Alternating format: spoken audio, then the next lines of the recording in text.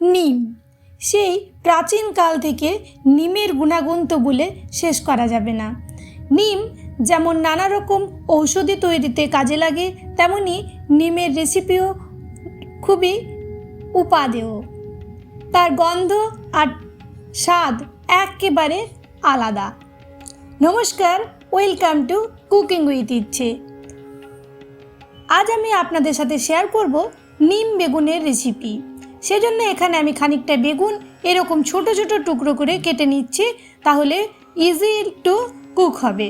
তারপর আমি একটা কড়াইয়ের মধ্যে তেল না দিয়ে খানিকটা নিম পাতাকে ড্রাই করে নিচ্ছি।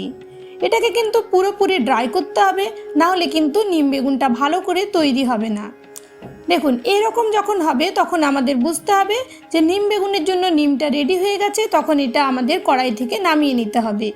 যদি আমার আজকের রেসিপি ভালো লাগে তাহলে প্লিজ একটা লাইক দিয়ে দেবেন, কমেন্ট করে জানাবেন যে রেসিপি কেমন লাগলো। আর চ্যানেলে প্রথম দর্শক বন্ধু হলে প্লিজ ফুল ভিডিওটাকে ওয়াচ করে চ্যানেলটাকে সাবস্ক্রাইব করতে ভুলবেন না যেন। নোটিফিকেশান বাটনটাকে অলে সেট করে দেবেন।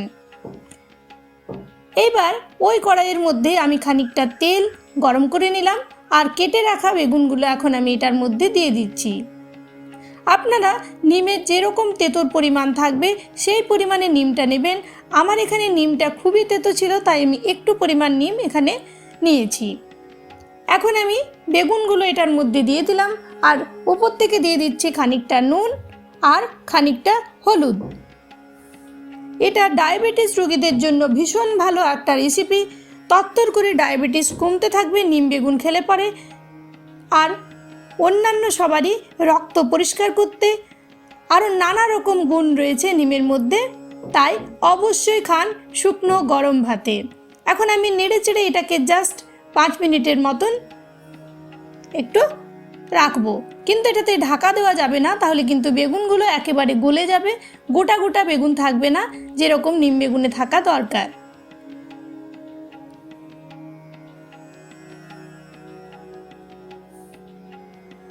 পাঁচ মিনিট পরে দেখুন আমাদের বেগুনগুলো খুব সুন্দরভাবে সেদ্ধ হয়ে গেছে। আমি একটা সাইডে বেগুনগুলো সরিয়ে আরও একটু তেল অ্যাড করে এখন যে নিমটাকে আমরা ড্রাই করে রেখেছিলাম সেটা এটার মধ্যে দিয়ে দিলাম।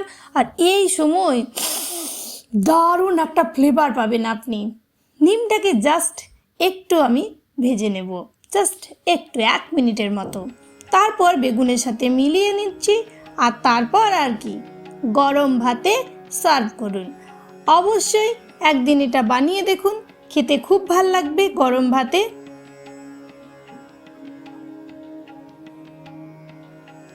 দেখুন একেবারে এরকম হবে দেখতে। এটা হয়ে গেছে আমাদের, ব্যাস সার্ভ করলেই হচ্ছে। ধন্যবাদ ভিডিওটি দেখার জন্য।